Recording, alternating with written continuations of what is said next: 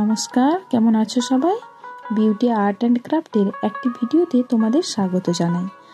আগের দিনে দেখিয়েছিলাম কিভাবে প্যাস্টেল কালার দিয়ে ছবিতে রং করতে হয়। আজ সেই একই পদ্ধতিতে প্যাস্টেল কালার ব্যবহার করে ছবিতে রং ভরাট করব।